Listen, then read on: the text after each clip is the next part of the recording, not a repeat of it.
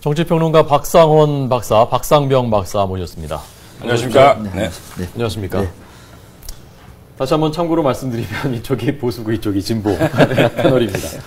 어제 김한길 대표의 발언에 대해서 오늘 새누리당에서 또 다른 반응이 나왔는데, 자, 우선 어제 김한길 대표 발언은 다 들으시지 않았습니까? 자, 그 정도면 뭐 적절하다고 생각하셨는지 그 말씀 듣기 전에 한번 직접 다시 한번 김한길 대표의 어제 발언, 어제 오후 늦게 전해졌기 때문에 직접 못 들었는데 한번 들어보겠습니다. 선거를 다시 하자는 것이 아니라고 이미 여러 차례 공식적으로 밝힌 바가 있습니다. 민주당은 어떤 경우에도 대통령의 위해를 조장하는 일이 있어서는 안 된다고 생각합니다. 의원님들 각자의 발언이 당론이나 국민 정서를 충분히 고려하지 않았을 때 우리의 목표를 이루는 데 도움이 되지 않을 수도 있다는 사실을 미리 헤아려 주시기 바랍니다. 때로는 개인의 소신 발언이 우리 내부를 편가르게 하고 당의 전력을 훼손시키기도 한다는 점을 미리 감안해서 각자의 발언에 보다 신중을 기해 주시기를 당부드립니다. 저는 부여받은 권한으로 추후 당의 단결을 해치거나 당의 이해와 대치되는 언행에 대해서는 대표로서 단호하게 임할 것이라는 점을 이 기회에 말씀드립니다.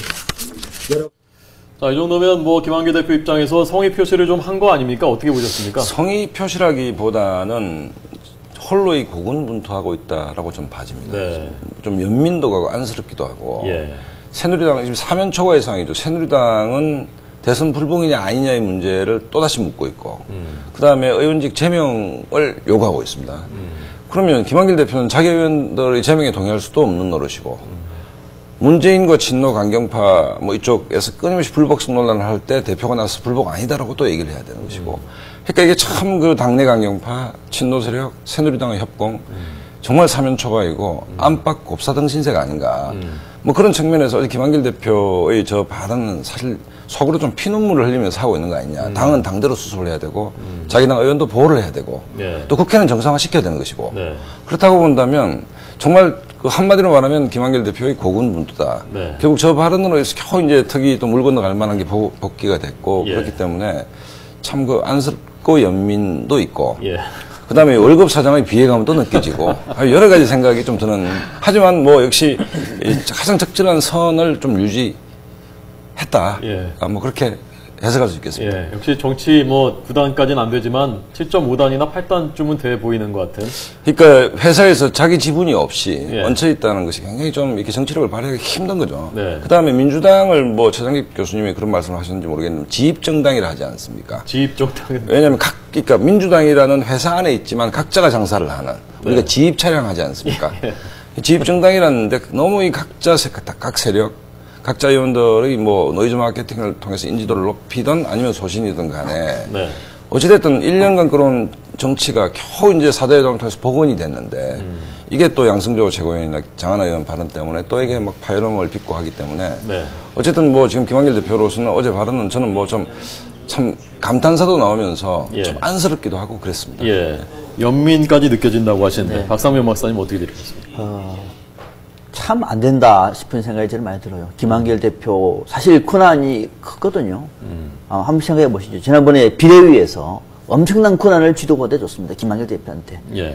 그냥 최고위원이 아닙니다. 그요. 대표입니다. 대표. 혼자 대표입니다. 비례위에서 대표의 권한을 대폭 줘서 표류하고 있는 민주당 호를 구해 주십사라고 선장으로 맡겼습니다. 배를 몰고 이제 나가려고 합니다.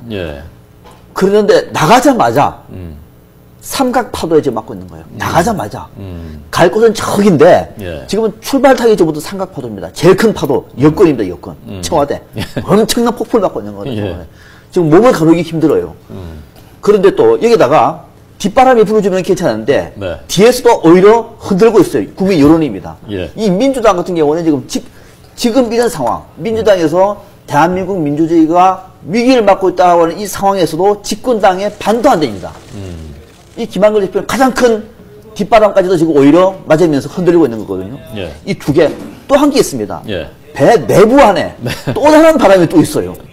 이건 더 위험한 발음입니다. 예. 조금 가려고 하다가 몸을 좀 감춰서 하다 보면은 옆에 와가지고 구멍 하나 뻥 내버리고 예. 물이 새고 저기서 총을 쏘고 방금도 김학의 대표가 총 쏘는 사람도 있습니까? 내부 편가르기 하지 말라. 예. 라고 하는 내부 편가르기. 드디어 이런 얘기 나오면 내부에서 편을 가르는 총을 빵 쏘면서 우리 편 모여라.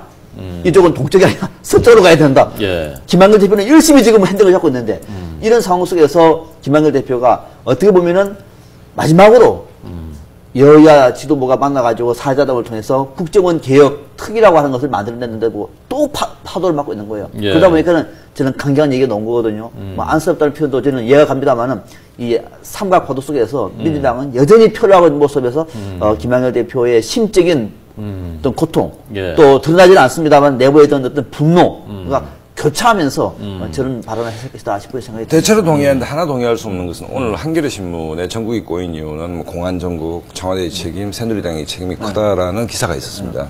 근데 최근만 놓고 보면 박근혜 대통령이 시정연설을 하면서 국회가 합의해 오면 따르겠댔죠. 사자회담을 통해서 삼특이 떴습니다. 합의됐지 않습니까? 정치가 복원됐습니다. 이걸 갖다가 균열을 낸 사람이 누구죠? 장하나 의원의 불복 발언과 양승조 최고위원의 부적절한 발언이었습니다. 그러면 청와대와 새누리당이 아니고 이 문제를 일으킨 그것은 민주당 내부에서 있었던 것이죠. 이런 쓸데없는 낭비적인 정치적 정쟁을 일으킨 것은. 그럼 이 귀책 사유가 청와대나 새누리당에 있다? 그건 동의할 수 없는 것이죠. 잘 가고 있었지 않습니까? 어쨌든. 잘 가고 있었고, 물론 새누리당 내에서도 국정원 개혁 특위에서 반발하는 세력이 있고, 범야권에서도 특검 문제를 펜딩시키, 유보시킨 데 대해서 반발하는 세력이 있지 않습니까? 그렇지만 어렵사리 정치가 복원됐습니다. 이걸 누가 균열냈죠? 장하나 의원의 정제되지 않은 발언, 양승조 최고위원의 뭐 좀 문제가 있는 발언. 그렇기 때문에 새누리당의 문제다. 새누리당이 잘하고 있다고 저는 보지는 않습니다. 다만 새누리당 내 강경파의 목소리를 키워준 모멘텀을 누가 제공했냐는 얘기입니다. 이 두 의원이 제공한 것이죠. 그런 면에서 최근 정국에 대해서 새누리당의 규책 사유가 좀 있다는 것은 저는 동의할 수 없다. 예. 저는 다르게 해석을 할 수 있는 게 이제 규책 사유가 어떤 거냐 문제인데 그런 이제 논리라고 얘기하면 이렇게 한번 물어볼게요. 장하나 의원의 발언하고 국정원 개혁특위가 가동되다 중단되는 무슨 상관이 있죠? 그 아무 상관없는 거예요. 그런 식의 규칙 논리라고 얘기하면은 국회 안 되는 겁니다. 예. 100명이 넘는 국회의원들의 발언에 일일이 문제를 삼아가지고 여야가 합의했던 것을 중단시킨다고 얘기하면은 국회 못 하는 거죠. 때려치워야 되는 거죠. 국회 없애버리는 거죠. 예. 전혀 다른 논리예요. 또 하나, 지금 박근혜 대통령도 어제 이런 얘기를 했습니다. 아주 중요한 얘기를 했는데 도를 넘는 과격 발언을 하는 것은 정쟁을 위한 것이다. 그죠? 예. 저 얘기 전적으로 동의합니다. 근데 누가 도를 넘느냐? 뭐 굳이 제가 비판할 수 미안하긴 합니다만은 이정현 청와대 홍보수석 무슨 얘기를 했습니까? 이 발언을 해가지고 도를 넘었잖아요. 이거 인정하시잖아요. 도를 넘었잖아요. 이걸 가지고 무슨 방송에서 말하고 그러니까 아버지 얘기가 해가면서 이거 그게 아니잖아요. 아니 그러니까 이정현 수석이 도를 넘었다 칩시다. 이런 식으로 가는 거는 이정현 수석이 그냥 얘기를 했어요. 양승조 최고위원이 무슨 아버지 전철이라는 것은 우리가 싸우더라도 검도가 있지 않습니까? 네. 아버지 전철을 따를 것이라는 것은 섬찟다는 얘기죠. 그러니까 이정현 수석이 뭐 논평을 잘했다는 얘기가 아니고 그것을 촉발시킨 계기를 누가 제공했냐는 얘기입니다. 그다음에 장하나 의원이 내년 6월 지방선거에 보궐선거가 됐습니다. 할 방법도 없죠 사실은. 도발 아닙니까? 국회가 돌아가고 있는데 장하나 의원이 일개 당원이 아니고 헌법기관 국회의원 아닙니까? 국회의원이 무효다. 원천 무효고 보궐선거를 6월 지방선거에 같이 하자. 대선 불복 아닙니까? 그러니까 정치가 돌아가고 있는 상황에서 양승조 의원은 또 누굽니까? 당의 최고위원입니다. 최고위원은 최고 의사결정기구죠. 네. 그래서 뭐 새누리당의 과격 발언이 잘했다는 뜻이 아니고 이렇게 상황을 어지럽게 만드는 책임이 어디 있느냐 얘기입니다. 그러니까 그런 논리가 저는 이렇게 봐요. 네. 우리 자, 오늘 이게 어제 이슈니까요. 이 얘기는 좀 짧게 정리하고 다음. 지금 만약에 예를 들어서 지금 정치개혁 투기를 합니다. 중요한 일이라고 칩시다. 새누리당에서 민주당은 정개특위를 하고 싶지 않아 한다고 칩시다. 예를 들어서 하고 싶지 않아요. 그런데 새누리당에서 155명의 의원들이 발언을 많이 합니다. 그죠? 기분이 나쁘다든지 또는 섭섭하다든지 안 맞는 얘기 있겠죠. 그 문제를 삼아가지고 정개특위 문을 닫아버렸습니다. 귀책 사유가 새누리당에 있다고 하는 것이 맞습니까? 그건 아니잖아요. 네, 알겠습니다. 자, 여기까지 듣고요. 어제도 또 토론을 했었던 내용이기 때문에. 네. 자, 그럼 오늘 최경환 원내대표, 새누리당 원내대표가 어제 김한길 대표의 그 일종의 유감 표명 발언에 대한 그 반응을 또 내놨는데요. 들어보고 계속 얘기하겠습니다. 어제 김한길 대표의 재발 방지 등 유감 표명이 있었지만은 이것이 과연 진심인가 의심하지 않을 수 없었지만은 국회를 중단시킬 수 없다는 일념에서 일단 국회 정상화에 합의를 했습니다.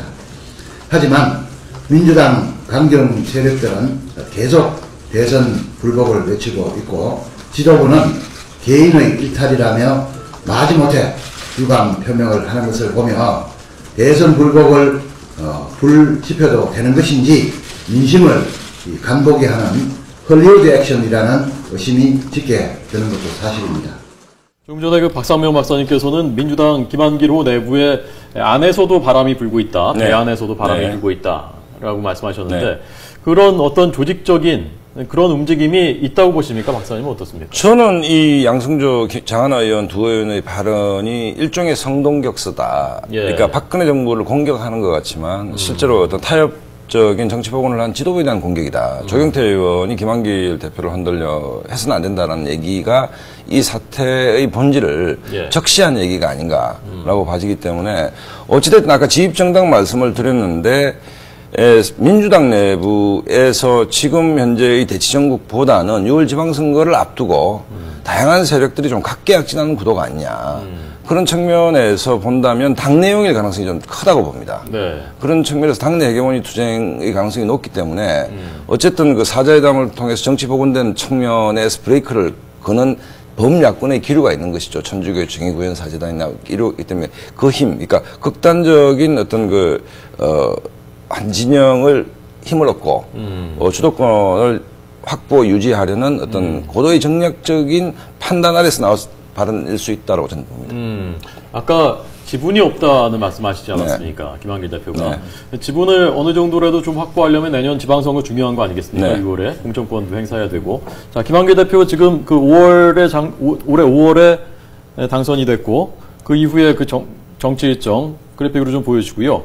내년 지방선거까지의 그 당내 역학관계, 민주당에서 어떤 식으로 주류 비주류 간에 그 흘러갈지 그 박사님 좀 전망 좀 해주시죠. 네, 일정 나와 있습니까? 임기 2년, 15년까지죠. 인사권, 예산권, 지명직 최고위원 3명 임명권, 최고위원이죠. 막강하죠. 민주당 대표가 저 정도의 권한을 행사한 적 별로 없습니다. 보통 원오버된 대표 최고위원 정도였는데 김한길 대표는 저렇게 막강한 권한을 갖고 있습니다. 자, 그럼 어떻게 될 것인가? 내년 지방선거는 사실 민주당한테는 중요합니다. 아주 중요합니다. 왜냐하면은 만약에 여기서 민주당이 완패를 하다 치면은 민주당 호는 이제는 드디어 파산되는 겁니다. 이제는 삼각 파도가 아니고 밑에서부터 지뢰가 폭발하는 겁니다. 안철수 파도도 있지 않습니까, 또? 그거는 이제 순풍이 될지는 모르겠습니다만, 그거는 조금 논대로, 아직까지는 이제 바람은 있는 것 같은데, 좀 이렇게 불어오는 거는 좀 체감은 좀 늦어요. 서서히 바람이 커지고 있는 거죠. 내년 지방선거에서 참패하면은 폭발돼 버리는 겁니다. 폭발하지 않기 위해서는 김한길 대표도 내년 지방선거에 모든 걸 다 걸어야 되는데, 당내 역학 구도 속에서 불리한 쪽은 있는 거겠죠. 특히 친노를 불리하지 않습니까? 김한길 대표 세대가 잘 가는 것보다는 흔들리는 것이 유리하다고 판단할 수가 있는 거죠. 충분히 그럴 수가 있습니다. 이것이 조직적이냐? 저는 조직적으로 보지는 않아요. 이것이, 왜냐면 조직적일 경우에는 어떤 문제가 생기냐면, 김한길 대표가 정면 대결을 펼쳐버리면 답이 나옵니다. 그런데 이 조직적인 것보다도 내부적으로 몇 명 정도의 그 공감대를 가지고 초선 의원들이 나오다 보니까 경고 정도 하는 거거든요. 예를 들어서 조직적인 것이 돼가지고 민주당이 끝장 결판을 내버릴 경우에 이를테면은 친노 문재인이가 뒤에 최후 배우다 라고 날 경우에는 오히려 민주당은 저는 새로운 재창당의 기회를 만들 수 있다고 봐요. 그럴 경우에는 어떤 식으로요? 이를테면은 친노 핵심부가 김한길 대표 체제를 흔든다. 김한길 대표 오히려 이 기회를 당 혁신의 기회로 삼을 수가 있는 거죠. 가장 중요한 것은 해당 행위거든요. 해당 행위. 또 더 중요한 것은 분파 행동 아닙니까? 이런 경우는 할 수가 있는데 그런 것 정도는 아직은 아니다. 그렇다 보니까 김한길 대표가 지금 경고를 하고 나머지 몇몇 사람들은 좀 조용히 있는 거란 말입니다. 당장 아마 내년 지방선거 관련해서 김한길 대표를 흔드는 노력은 계속 있을 것 같아요. 여기서 이제 김한길 대표가 어떻게 할 것인가. 그러니까 내부적으로 싸워도 어려운데 당 안팎으로 계속 큰 바람이 불어오다 보니까 지금 표류하고 있는 거거든요. 잘하면은 내년 지방선거 때 김한길 대표가 좋은 인물들을 가지고 선전해서 다시 한번 당의 새로운 중심지에 설 수가 있을 것 같고 그렇지 않고 계속 이렇게 표류할 경우에는 내년 지방선거 이전에 이미 아마 난파선이 될 가능성이 많겠다. 예. 지금 그런 정도가 예상이 아마 맞을 것 같아요. 예. 아까 조경태 최고위원 발언을 아까 잠깐 들었는데요. 좀 더 자세하게 오늘 발언을 좀 길게 했거든요. 그 얘기를 좀 들어보고서 박 박사님이 조기 전당대회 가능성이 다소간 조심스럽습니다만은 있다고 생각하시는지 전망해 주시기 바랍니다. 자, 보시죠. 그래서 어떤 의원들도 협조해서 김한길 대표의 리더십을 흔드는 일이 있었으면 안 되겠다. 특정 개인이나 개파를 위한 그런 정치는 독재와 또는 독재주의다 하는 것이 스마트폰에 있는 국어 사전에 있는 용어입니다. 우리 스스로가 과연 일정한 집단이나 개인에게 매몰돼서 또 상대방의 의견이나 말을 묵살하고 배척하는 그런 비민주적인 행위를 하고 있지 않는지에 대해서 가슴에 손을 얹고 잘 판단해 주길 바랍니다. 참 정확하게 민주당 내부 사정을 표현하고 있다라고 보는 것이 아까 보셨듯이 김한길 대표는 대선 패배라는 것은 당으로 치명적인 패배 아닙니까? 그 이후에 당 수습에 대한 정권을 가지고 대표가 됐습니다. 심지어 내년 역사지방선거에 대한 공천권까지 가지고 있고. 그렇다면 이런 상황을 묵과할 수 없는 세력은 있는 것이죠. 1년을 NLL 문제, 그다음에 사초 실종 문제, 대목대목 문재인 의원이 등장했습니다. 심지어 회고록에서는 안철수와의 단일화 문제까지 다시 꺼냈고 또 2017년 권력의지까지 표명을 했습니다. 2017년 정치일전은 아주 먼 얘기 아닙니까? 그렇다고 본다면 지금 김한길 대표에게 부여된 권한, 구체적으로 내년 6월 지방선거에 대한 공천권을 흔들지 않는다면 자기 세력이 무너진 집단이 있겠죠. 그게 뭡니까? 당내 강경파. 예를 들어 초선 의원, 장하나 의원 발언에 동조하는 초선 의원이 옛날 108번 내라 했지 않습니까? 1, 2, 1장 때. 21명입니다. 이 21명의 세력도 김한길 대표한테 무시 못할 세력이죠. 그만큼 당내가 균질적 집단이라기보다는 조금 다른 얘기로 장하나 의원이 의정활동을 소신껏 할 수 있습니다. 이분이 제주도 해군기지 강정마을이나 밀양 송전탑 반대 이런, 그러니까 이분의 입장이 지금 민주당의 당내 보편적 입장이라기보다는 정의당이나 통합진보당에 가까운 분이죠. 그만큼 이질적 요소가 당내에 있다는 것입니다. 그 다음에 1년간의 대선 연장전을 통해서 친노 집단은 대선 패배 책임론으로부터 벗어났고 그 다음에 자기 세력을 결집하는 데 성공한 것이죠. 그렇게 본다면 김한길 대표가 당헌 당규에서 부여된 정권을 행사할 수 과연 있을 것인가. 그 다음에 6월까지 이걸 끊임없이 흔들려는 세력들은 당내에 있다. 그 다음에 김한길 대표가 당내 지분은 약하다. 그런 측면에서 뭐 박 박사님이 삼각파도 말씀을 하셨는데 그 파도의 파고가 생각보다 훨씬 높고 험할 수 있다라고 저는 봅니다. 이게요. 아니, 조기 전당대회를 물어보셨는데 이렇게 보시면 됩니다. 앞서 말씀드린 것처럼 육사 지방선거가 중요하다고. 물론 박근혜 정부도 아주 중요합니다. 육사 지방선거가 광역단체장 없는 선거 정도, 막 기초단체장을 정당공천하지 않는다고 치면은, 그걸로 끝나는 것이 아니라 아주 중요하다. 왜냐면은 이제 박근혜 정부한테는 만약에 육사 지방선거에서 야당한테 완패했다. 새누리당이. 그럴 경우에는 당내 친박의 주류가 바뀌는 거죠. 박근혜 정부의 집중적인 비판이 나올 겁니다. 박근혜 대통령이 국정 운영하기 어렵죠. 야당도 김한길 대표의 민주당이 난파하느냐, 아니면은 리세팅 하느냐의 계기가 내년 지방선거다 말씀을 드렸습니다. 그러면은, 지금 김한길 대표의 민주당 호가 내년 육사 해협이라고 해요. 해협. 그걸 통과할 수 있느냐의 문제예요. 통과할 수 있다고 얘기하면은 임시전당대회 할 필요 없는 거죠. 가는 겁니다. 포함해서 좀 더 깃발을 높이 들고 무장을 시켜가지고 돌파할 것이고. 그러나 지금 상황에서는 도저히 돌파가 안 되겠다. 이 돌파가 아니라 카이도 전에 표를 한다든지 난파될 수밖에 없다고 얘기하면은 당내에서부터 임시전당대회 또는 비대위 얘기 나올 겁니다. 이게 지금 그런 상황이 될 수밖에 없는 거거든요. 지금 이대로 민주당 가지고는 내년 지방선거 돌파 못합니다. 알겠습니다. 손학규 대표가요. 손학규 전 대표가 곧 뭐 메시지를 송년 메시지라는 이름으로 발표를 한다고 하거든요. 자, 그래픽 한번 보여주시고요. 박 박사님은 이런 그 와중에서 손학규 세력의 움직임은 어떻게 될 것이라고 예상하시는지 좀. 손 대표가 이제 전남지역 당원 강연에서 자강론을 말씀하셨죠. 지금 단일화를 얘기할 때가 아니고 네. 스스로의 실력으로 자신감 있게 나가야 된다. 저는 뭐 정확하게 지적하셨다라고 보고 예. 조금 전에 박상병 조기 전당대회 말씀하셨는데 민주당 내에 만약 조기 전대가 제기되는 순간 난 민주당 파탄이라고 봅니다. 예. 왜냐하면 예. 결국 조기 전대를 요구하는 세력은 친노일 수밖에 없습니다. 친노 헤게모니아의 지방선거를 치러야 되기 때문에 친노의 정치적 의도가 노골적으로 아주 이렇게 야하게 드러나는 순간이기 때문에 그렇다면 민주당은 쪼개질 수밖에 없다라고 봐지는 것이고 조기 전대의 가능성은 별로 없다라고 봐지고 손학규 대표가 이제 잠룡으로 계시죠. 그러니까 친노를 대체할 수 있는 거대 세력의 어떤 수장이신데 어쨌든 지금 현재는 가장 큰 그 잠재적 변수 일종의 캐스팅 보드를 좀 쥐고 있는 세력이 이 손학규 대표가 아닌가 뭐 이렇게 볼 수 있겠습니다. 예, 알겠습니다. 오늘 박대박 토론은 여기까지 들어도 되죠? 네, 된답니다. 다음 순서가 준비가 됐어요. 오늘 정치평론가 박상원 박사님, 박상면 박사님 예리한 분석 전망 잘 들었습니다. 고맙습니다.